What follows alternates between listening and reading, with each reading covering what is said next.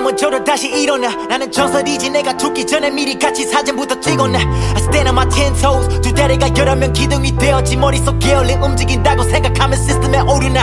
Solid lines when I got in my chest. Morals and principles coming for checks. 가득두려 해도 탈출했지. 노래 되기 전에 난 선택의 death. 매년 판을 벌려 다시 기록 세워. 나는 착한 사람 동시에 통장 채워. 한국인 피가 흘러 절대 안 굽혀. Man, it's in my DNA.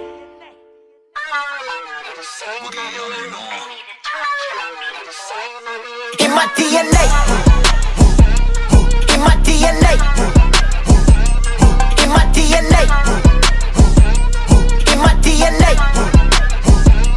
In my DNA. 너와 나의 차이점. In my DNA. 어떤 요리에도 맛있어. In my DNA.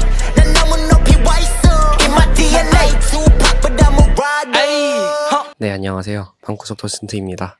이번 시간에는 소마미술관에서 진행된 한국 근현대 미술전 리뷰를 하려고 합니다. 가격은 얼리버드로 다녀와서 만원에 다녀왔는데 현재는 2만원 정도로 알고 있고요. 오디오 가이드 대여는 3,000원에 대여하실 수 있습니다. 도슨트가 있긴 한데 제가 도슨트를 못 들었던 이유 중 하나가 사람들이 너무 많아가지고 도슨트를 듣는 건 추천하지 않고요. 차라리 도슨트가 없는 시간대에 오디오 가이드를 대여하셔서 차근차근 작품을 감상하시는 걸 더욱 추천드립니다. 전시장에 들어서자마자 감상하실 수 있는 작품은 장욱진 작가님의 소 있는 마을이라는 작품인데요. 이 작품이 되게 신선했던 이유는 그림의 크기 자체가 굉장히 작아요. 굉장히 작아서 한눈에 감상할 수 있다는 점이 매우 신선했습니다. 거기 위에 캡션으로 작은 그림이 오히려 맛이다 라는 표현이 있었는데요. 그동안 내가 실제로 작품을 감상하러 가는 이유는 작품의 사이즈에 압도되기 위해서다라고 생각을 했었는데 오히려 작은 작품을 전면으로 내세운 작가의 작품을 감상을 하다 보니까 내가 지금까지 너무 편견 안에 갇혀 있었구나 라는 생각이 많이 들었고요. 장욱진 작가님만의 화풍 자체가 동화책 안에 들어가도 손색이 없을 정도로 굉장히 귀여워서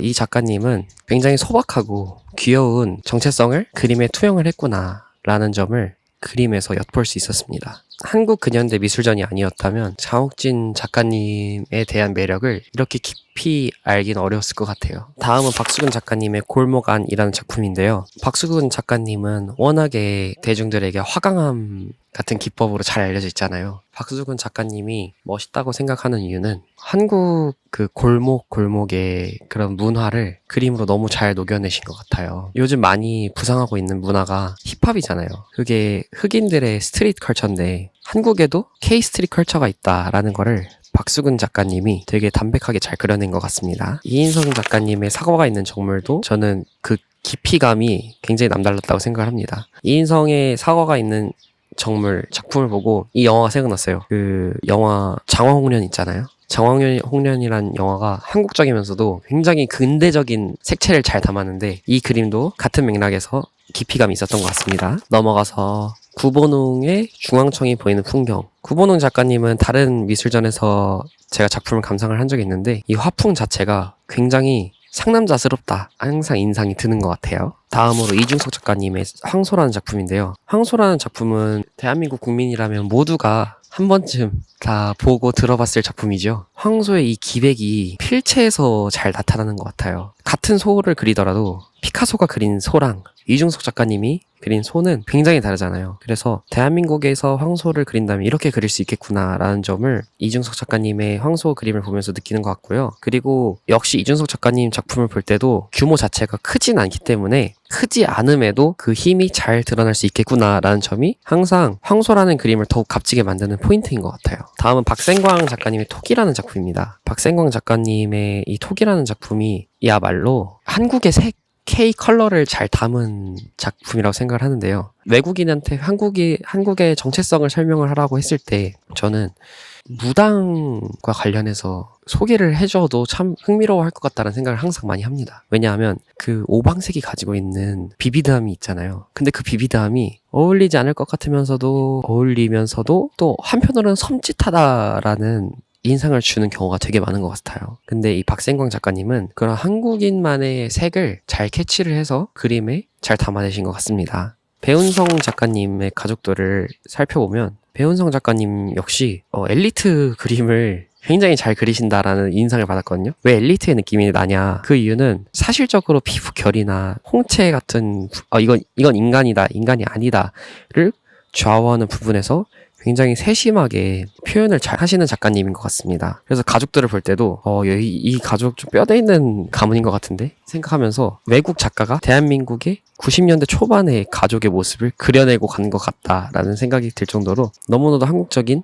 색채가 잘 묻어난 작품인 것 같습니다. 다음으로 소개해드릴 작가는 변월용 작가의 자화상이라는 작품인데요. 이 자화상이라는 작품이 저는 이번 한국 근현대 미술전을 가장 빛나게 한 작품이 아닐까 생각을 합니다. 변월용 작가님의 다른 작품을 보셔도 이 작가님만이 가지고 있는 고독함과 그런 괴로움이 매우 잘 드러나 있는데요. 자화상이라는 작품을 잘 들여다보면 이 눈빛 안에서 느껴지는 쓸쓸함이 작품의 전체적인 인상을 좌우할 정도로 굉장히 강렬한 것 같아요. 파이프를 든 노인을 보셔도 이 노인이 마치 대한민국이 앞으로 어떤 방향으로 걸어가야 하는가에 대해서 시사하고 있는 것처럼 굉장히 힘이 느껴지고 있거든요. 그래서 제가 변월용 작가님 작품이 너무 인상 깊어서 이 작가님에 대한 이제 배경에 대해 좀 조사를 해봤는데요. 이 작가님이 고려인 출신이시래요. 그래서 나는 과연 대한민국 국민인가? 아니면 고려인인가 아니면 러시아인인가 이런 고민을 굉장히 많이 하시다가 북송이 되셔서 정체성에 대한 고민이 있으셨다고 합니다. 그래서 대한민국에서도 이제 북한 출신의 작가에 대해서 달가워하는 분위기는 아니었잖아요. 따라서 우리가 잃어버린 천재라는 이름으로 전시도 많이 열리고 했었는데 이런 스토리를 알아서 그런지 변월용 작가님이라는 작가님의 인생 자체는 굉장히 슬프고 힘겨울 수 있지만 이런 슬픔과 힘겨움을 작품으로 승화함으로써 어떻게 보면 누구보다 값진 인생을 사신 분이 아닌가라는 생각이 많이 들었습니다. 변월용 작가님 뿐만 아니라 이쾌대 작가님 역시 저는 정말 인상이 많이 남았는데요. 이쾌대 작가님은 한국의 미켈란젤로로 불리시는 그런 테크니컬한 작가님이라고 합니다. 그래서 이 두루마기를 입은 자화상을 보시면 왼쪽에는 팔레트, 오른손에는 한국화 붓을 이렇게 들고 계시면서 동서고금을 막론하는 그런 천재의 면모를 자화상에 담아내지 않았나라는 생각이 들었고요. 그리고 이 군상 작품을 보시면 그냥 이거는 어떻게 하면 이런 작품을 만들 수 있지? 뭐 천지창조를 오마주 했나? 라는 생각이 들기도 했는데 누군가는 굉장히 환희에 젖은 표정을, 누군가는 절망하는 표정을 명과 암으로 잘 대비해서 보여주면서도 르네상스의 그런 고풍스러움까지 담아내면서도 사이즈 면에서도 전혀 꼴리지 않는 이런 대작을 그려냈다는 것이 같은 한국인으로서 너무나도 자랑스럽다라는 생각이 드는 작품이었습니다. 다음은 천경자 작가님의 초원이라는 작품인데요. 제가 천경자 작가님을 좋아하는 이유 중 하나는 색감 때문이에요. 색감이 아프리카의 색감을 가지고 와서 그런지 굉장히 트로피컬하고 여성 작가지만 여성스러우면서도 그런 남성스러운 그런 포스가 돋보이는 작품을 많이 남기신 작가님이 아니신가라는 생각이 듭니다. 이 초원을 보고 있으면 나도 한번 아프리카로 혈혈 단신 한번 떠나볼까 하는 생각이 들기도 해요.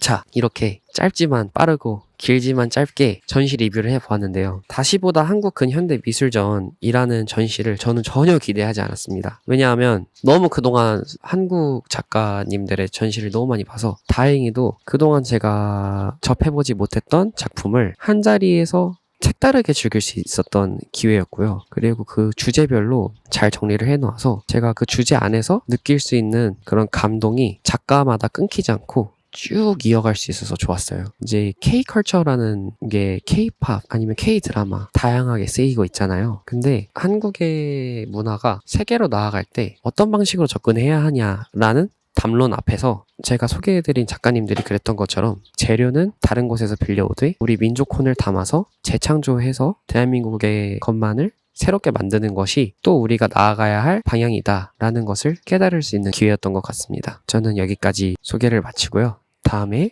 또 다른 전시 리뷰로 찾아올게요.